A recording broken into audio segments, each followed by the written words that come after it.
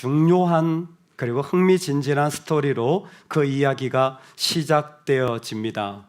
그런데 그 이야기의 첫 번째 장면에 보여진 모습은 무엇이냐면 하나님이 보시기에 좋았던 이야기를 매일같이 반복하고 계시다라는 것입니다. 매일같이 하나님 보시기에 좋았고 가장 좋았던 장면을 말씀하고 있습니다. 아마 하나님 보시기에 좋은 것들이 있는 것 같아요. 근데 흥미롭게도 창세기의 첫 번째 스토리를 읽어보면 하나님 보시기에 좋았던 것들도 있지만 사람들이 보기에 보암직도 하고 먹음직도 했다는 이야기가 같이 있습니다. 공교롭게도 사람이 보기에 좋은 것은 파괴하고 죄가 되고 결국은 그 모든 자리를 잃어버리게 되어지는 결과를 초래한 것입니다. 아주 중요한 이야기입니다. 이 세상을 살아갈 때에 하나님 보시기에 좋은지 아니면 내가 보기에 좋은지를 구별하는 것은 우리가 살아가는 삶의 너무 소중한 구별점이라는 것입니다. 여러분의 삶의 자리에 하나님 보시기에 좋은 것들이 드러나고 두드려지는 은혜가 있기를 소망합니다. 아멘. 사람에게는 참 이 일이 쉽지는 않은 것 같습니다. 때로는 이런 일들로 말미암아 우리의 마음이 흔들리기도 하는 것 같아요. 얼마 전에 제 아들이 요즘 학교가 참 좋은 것 같아요. 선생님이 가족 친밀도라는 것을 조사했습니다. 너무 좋아요. 가족 친밀도 조사. 자기와 가족 구성원 간의 친밀도를 다 조사를 해서 점수를 매긴 거예요. 본인과 자기 동생과의 친밀도 점수로 65점 정도. 65점. 본인과 엄마 85점. 둥둥둥둥둥둥둥. 본인과 아빠 접니다. 저예요. 본인과 아빠 몇 점일까요? 99점. 할렐루야.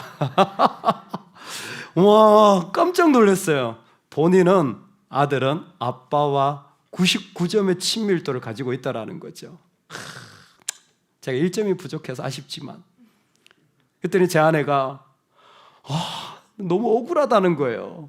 시간도 자기가 더 많이 보내고 훨씬 아이를 많이 보살피고 사랑을 많이 주는데 왜 자기는 85점이냐는 거예요. 그래서 제가 그랬죠. 85점 그냥 만족하세요. 85점 85점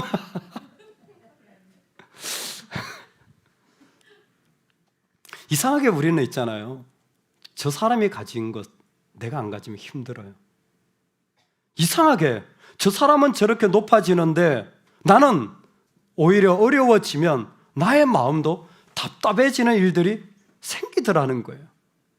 그게 우리 안에 있는 내가 보기에 좋은 마음들이 사라지지 않는 것 같습니다. 그래서 하나님이 이 땅에 하나님 보시기에 좋은 것을 계속해서 보라고 그것을 기억하라고 세운 사람이 제사장입니다.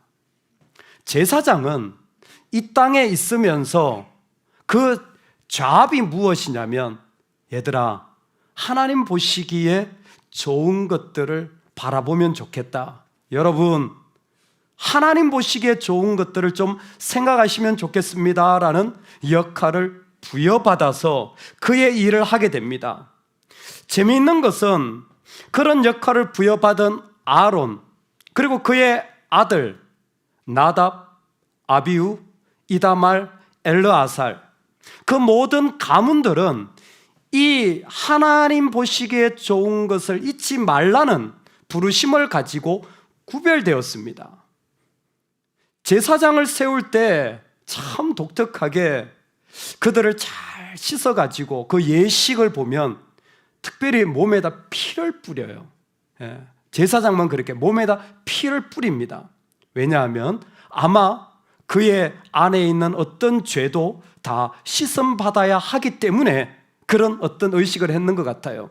그리고 또 하나 제사장을 세울 때 특징이 뭐냐면 그 기간입니다. 여러분 며칠 동안 제사장을 세우는 의식을 하는 줄 아세요? 7일 동안 하게 돼요. 마치 하나님이 세상을 7일 동안 창조하고 안식하셨듯이 이 제사장을 7일 동안 그 예식을 진행해 나가는 것입니다. 모든 학자들이 동의하는 의미는 제사장을 통하여 잃어버린 창조의 세계가 회복되기를, 잃어버렸던 생명의 일들이 이들을 통하여 다시 일어나기를 아마 원했던 그런 마음이 컸던 것 같습니다. 그리고 하나님은 그 제사장들의 입에다가 구체적으로 너희들은 하나님의 관점으로 보도록, 하나님 보시기에 좋은 마음을 가지도록 하기 위하여 이 말을 하라고 단어 하나하나를 구체적으로 정해서 입에다 넣어주시는 것입니다. 여호와는 내게 복을 주시고 너를 지키시기를 원하며, 여호와는 그 얼굴을 내게 비추사 은혜 베푸시기를 원하고, 여호와는 그 얼굴을 내게로 향하여 드사 평강 주시기를 원하노라. 아주 단어를 딱 정해가지고 입에다 넣어준 겁니다. 그리고 제사장들은 이 말을 똑같이 하는 거예요. 그게 오늘 우리가 접하는 민수기의 6장의 메시지인 것입니다. 이 말들을 통하여서 축복의 이야기가 제사장들을 통하여 흘러가기를 원하셨던 거예요. 여러분들은 축복을 어떻게 생각하십니까? 요즘 이 말을 많이 쓰죠. 축복합니다. 참 아름답고 좋은 말이에요. 근데 우리가 생각하는 것 이상으로 축복이라는 것 자체가 대단히 힘이 있었습니다. 축복이라는 것 자체가 대단히 어마어마한 힘을 가지고 있었어요. 그래서 혹시 기억하십니까? 에서가 너무 화가 나고 상처가 나고 속이 상했던 이유가 뭐냐면 아버지에게 말한 거예요. 아버지, 저한테 축복해 주세요. 그랬더니 아버지 이삭이 뭐라고 말합니까? 너한테 해줄 축복이 없다. 왜? 야곱에게 다 해줬기 때문에. 축복은 돌이킬 수도 없고 한 번 준 축복은 빼앗아 올 수도 없고, 그 축복은 그 자리에 힘을 발휘하여서 사자였던 야곱이 장자의 명분으로 살아가게 되고, 진짜 장자였던 에서는 평생 동안 장자의 권한을 잃어버린 채로 살게 되는 것이 축복의 실제적인 힘이었던 거예요. 그러니까 축복한다라는 말은 단순히 그냥 좋은 말이 아니라 그 안에 힘이 있어서 그대로 이루어지게 하는 능력이 있었던 것입니다. 내게 복을 주시고, 이것은 구체적으로 너의 삶의 자리에서 복이 임하며 네가 번성하기를 원한다라는 거예요. 창세기 1장 28절에 여호와께서 내게 복을 주시며 이르시되 생육하고 번성하라. 하나님이 복을 주시면 기본적으로 이 땅에서 번성하고 그리고 풍성해지고 보호를 받는 그러한 복을 누리게 되어지는 거예요. 그리고 너를 지키시기를 원하며 그 복으로 말미암아 우리가 지켜지는데 악한 영으로부터 지켜짐이 필요한 겁니다. 여러분, 우리 안에 악한 것들이 있다는 거 아세요? 아마 그 선을 넘나드는 경험을 해보신 적이 있을 겁니다. 조금만 내가 마음을 내 인간적으로 품으면 나의 말이나 표정이나 행동들이 얼마나 나쁘게 나올 수 있는지, 충분히 악할 수 있다는 것. 그런데 뭐예요? 그것이 지켜져야 된다는 것입니다.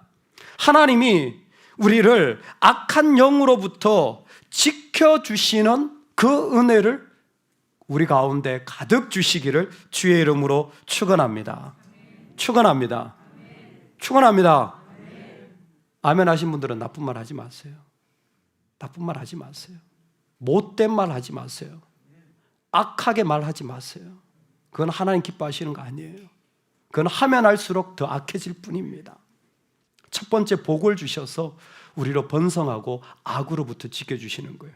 근데 두 번째 보니까 얼굴을 비추셔서 그 가운데 우리 안에 은혜를 베풀어 주시는 거예요. 이건 쉽게 말하면 내가 뭐 해줄까라는 거예요. favor라는 단어가 있는데 하나님이 우리를 찾아다니시면서 야, 내가 뭐 해주면 좋겠니? 내가 뭐 베풀어주면 좋겠니? 내가 뭐 주면 좋겠니? 라고 그분이 의도적으로 우리를 찾아오시는 모습을 말합니다. 그리고 세 번째로 보면 그 얼굴을 향하여서 평강 주시기를 원하노라. 여기에 평강은 모든 것이 다 채워진 만족한 상태가 되어지는 것입니다.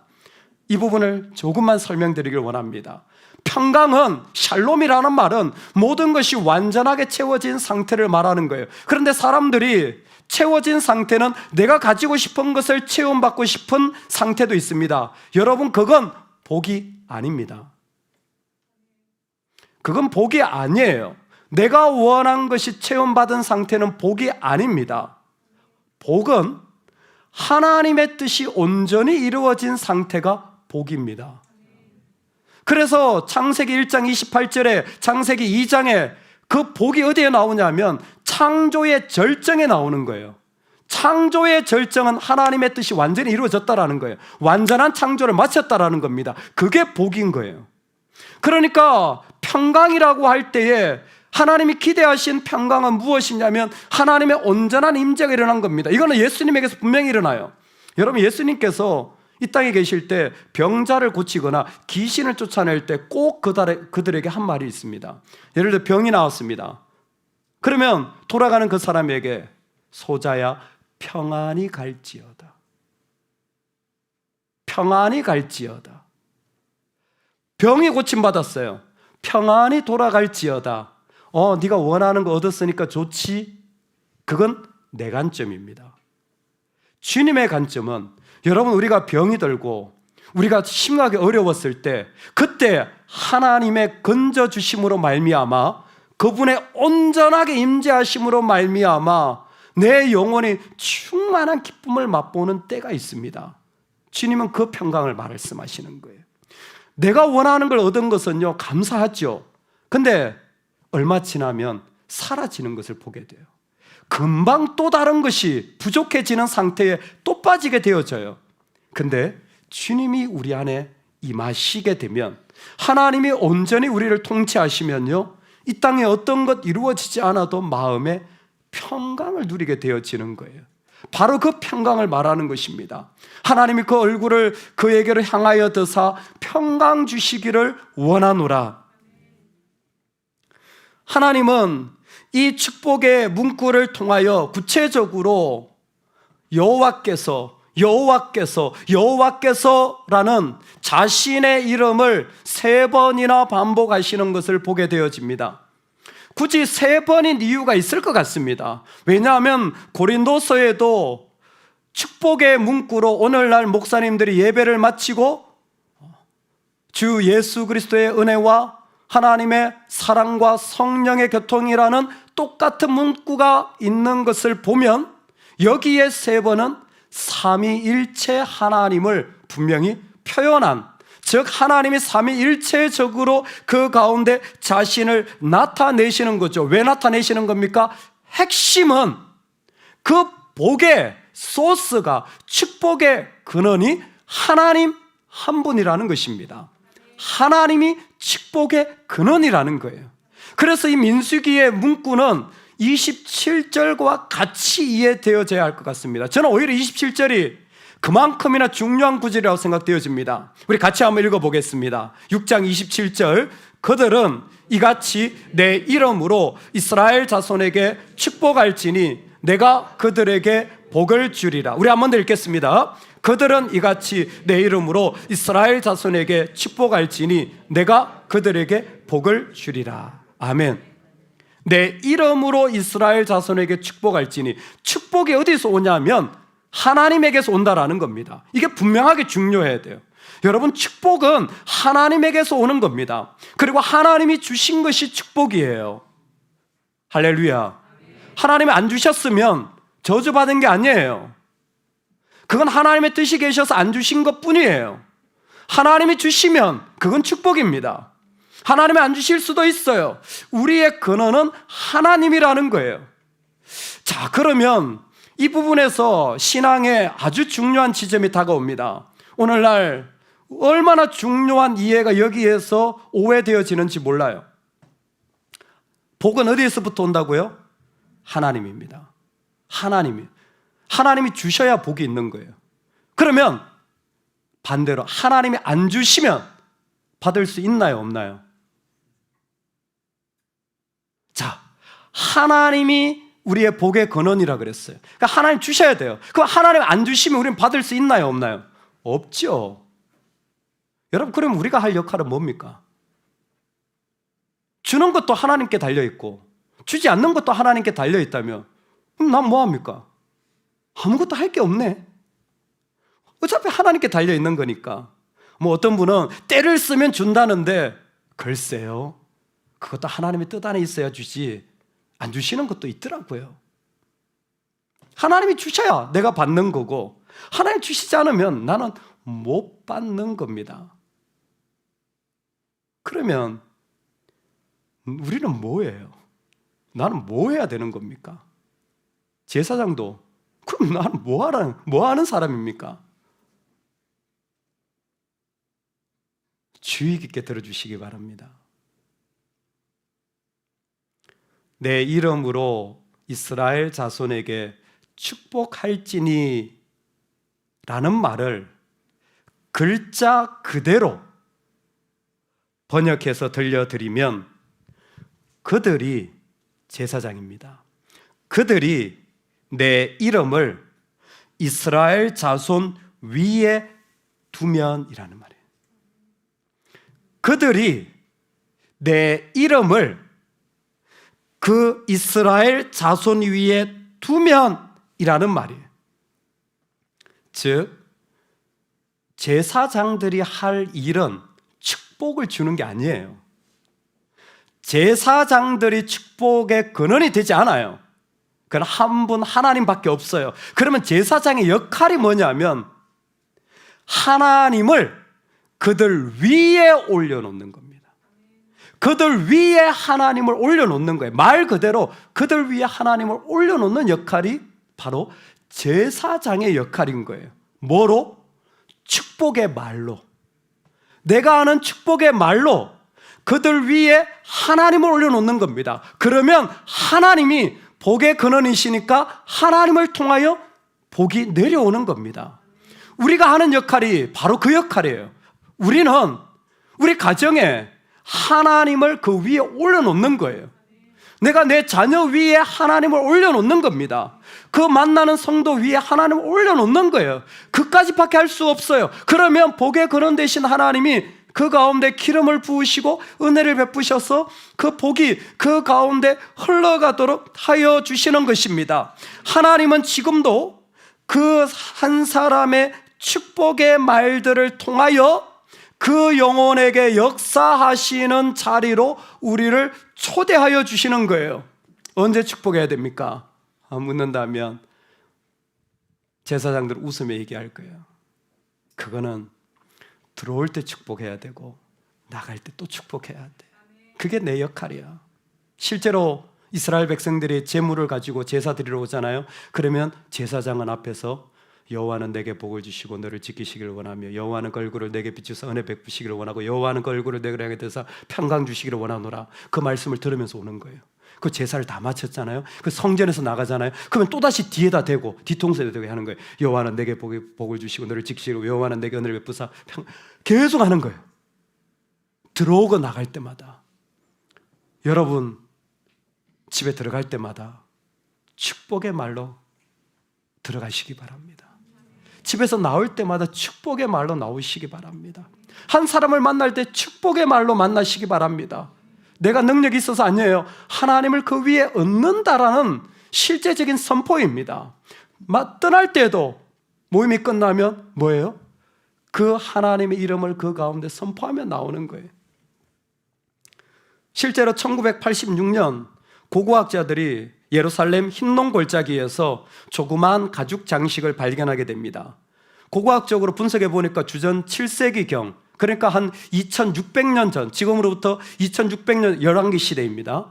2600년 전에 쓰였던 것으로 추정되는 가죽 장식인데 그걸 열어보니까 안에 작은 두루마리가 2개 이렇게 묶여가지고 돌돌돌돌 말려서 그 안에 있는 거예요. 글자가 되게 알아보기 어려운데 그걸 해석해 보니까 바로 이 제사장의 축복 기도문이 그 안에 적혀져 있는 겁니다.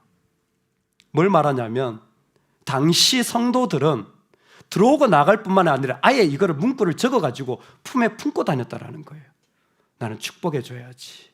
나는 축복하며 살아야지. 그리고 그 복을 진심으로 기도했던 거예요. 그 마음을 가지고 한 사람이 살아가는 겁니다. 한 사람이 그 축복을 가지고 살아가는 게 참 중요해요. 여러분, 진심으로 한 사람이 하나님 앞에 그 하나님의 이름 아래에 거하게 되어지면 왜 이 축복이 중요하냐면 그 한 사람으로 그 지인 전체가 복을 받게 되어져요. 한 사람이 쓰잖아요. 그 지인 전체가 복을 받게 되어져요. 여러분이 하나님의 복의 자리에 들어가면 여러분의 가정이 복을 누리게 될 줄로 믿습니다. 그걸 눈으로 보라고 민수기 6장에서는 나실인을 앞에다 세워요. 제사장의 축복 앞에 나실인을 세웁니다. 나실인은 어떤 사람이냐면 머리를 깎지 않는 사람이에요. 삼손이죠. 머리를 밀지 않아요. 평생 동안 머리 길게 철렁철렁하게 살아요. 그게 하나님과의 약속입니다. 왜? 그 한 사람이 섬으로 이스라엘 전체 그의 지인이 복을 받는다라는 것을 상징적으로 보여주는 사람이에요. 그래서 나실인은 뭐합니까? 포도주를 마시면 안 돼요. 절대 죄의 일들을 생각하거나 품어도 안 된다라는 거예요. 여러분, 죄 냄새가 나는 건 누리지 마세요. 죄 냄새가 나는 건 누리지 마세요. 장난으로라도 핸드폰으로 도박하지 마세요. 분위기 좋다고 술 마시러 다니지 마세요. 여러분, 재밌다고 음란한 얘기하지 마세요. 나실인들은 그런 거 안 됩니다. 왜? 자기를 정결하게 해야 되니까. 첫 번째예요. 두 번째는 머리를 깎지 말라는 거예요. 머리에서 힘이 나오기 때문에 그건 삼손에서 약간은 하나님을 더 드러내기 위한 스토리고 근본적인 이유는 머리를 깎지 않는다라는 것은 헌신한다라는 거예요. 헌신한다라는 거예요. 즉 한 사람이 정결하게 하나님께 헌신되어 있는 한 사람만 있다면 하나님은 뭐예요? 그 지인 전체를 구원하여 주시고 복을 주시는 거예요. 지금 그걸 우리한테 보여주시는 겁니다. 그 제사장의 기도가 우리한테 그와 같이 중요한 이유가 무엇이냐면 이 땅에서 그 한 사람의 자리가 우리 가운데 있을 때에 하나님은 이 땅을 복 주시기를 원하시는 거예요. 이 축복문을 저와 여러분이 나눌 때에 정말 중요한 하나님의 마음은 하나님이 자신을 헌신하고 계시다라는 사실입니다. 얼굴을 비추고 얼굴을 향하여 들고 자신의 것을 내어주어서 뭐 도와줄까? 하나님이 자신을 우리에게 헌신하시는 분으로, 자신을 내어주시는 분으로 우리에게 다가오시는 거예요. 그래서 이스라엘 백성은 그 이야기를 알고 이사야는 미가의 똑같은 말로 오라 우리가 여호와의 산에 오르며 야곱의 하나님의 전에 이르자 그가 그의 길을 우리에게 가르치실 것이라. 우리가 그 길로 행하리라 하리니 이는 율법이 시온에서부터 나올 것이요 여호와의 말씀이 예루살렘에서부터 나올 것임이라. 뭐예요? 하나님 우리에게 주셔서 자기를 헌신한다라는 겁니다. 이 똑같은 메시지가 로마서에도 있습니다. 자기 아들을 아끼지 아니하시고 우리 모든 사람에게 내어주시니가 어찌 아들과 함께 모든 것을 우리에게 은사로 주시지 않겠느냐. 할렐루야, 아멘. 하나님은 아끼지 않고 자기의 독생자까지라도 우리에게 내어주시는 하나님인 거예요. 그게 축복의 출발입니다. 하나님이 왜 이 축복 기도문을 우리에게 주십니까? 왜냐하면 하나님은 우리를 위하시고 하나님은 우리에게 자신을 내어주시는 분이라는 것이기 때문에 그렇습니다. 하나님이 나를 위하신다는 걸 보지 못하세요? 하나님이 자기를 다 아끼지 않고 내어주신다는 걸 보지 못하고 깨닫지 못하십니까? 자꾸 넘어지십니까? 교회 다니세요. 교회를 보세요. 구약에 나실인이 있었다면 예수 그리스도는 자신의 내어준 자리를 통하여 이 땅에 교회를 세웠습니다. 그리고 성도들로 하여금 마지막 영원한 새 예루살렘이 임하는, 영원한 하나님의 나라가 임하는 그날까지 이 땅에 교회를 이어가시는 겁니다. 나라는 망할 수 있어요. 민족도 망합니다. 예, 대단한 회사들도 다 망합니다. 그러나 그 연약하고 부족한 교회는 주님 오시는 그날까지 계속되어집니다. 보십시오. 교회는 계속되어집니다. 왜?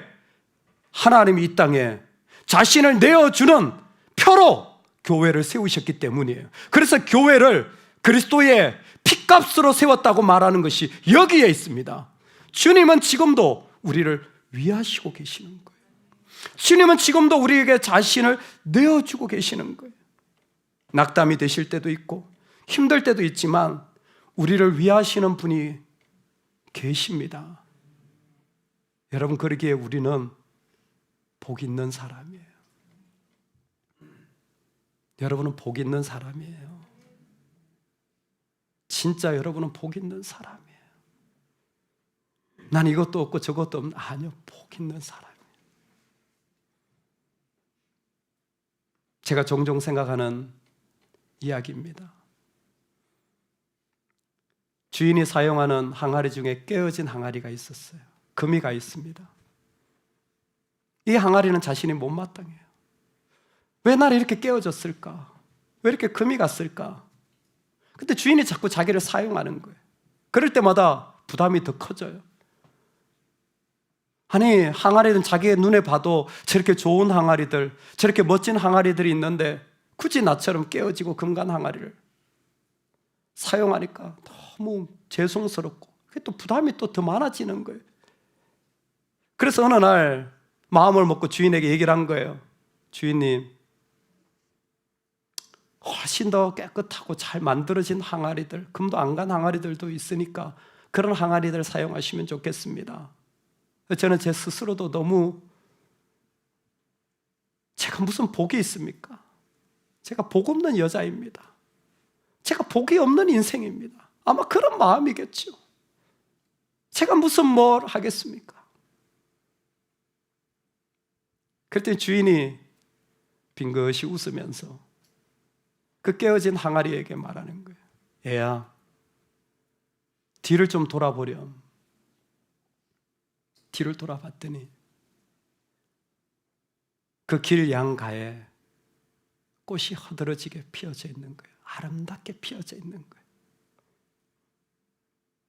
주인이 그 깨어진 항아리에 물을 담고 옮기면서 떨어진 물들이 그 꽃을 피우게 된 거예요.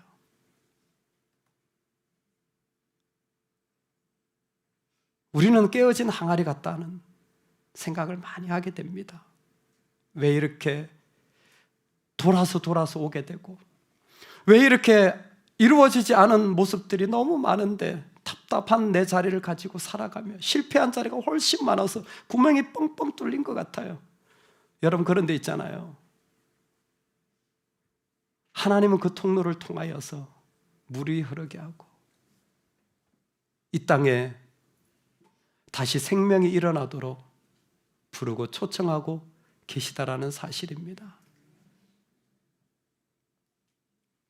교회는 그런 곳입니다. 교회는 깨어진 자들이 이 땅에 자기를 향하여 헌신하고 계신 주님이 계시다라는 사실을 고백하는 곳이에요. 어제 이곳에서 임직 예식을 드리며 우리 직분자들을 세우는데 우리 명예권사님으로 세워지신 권사님 오랜 시간 같이 했습니다.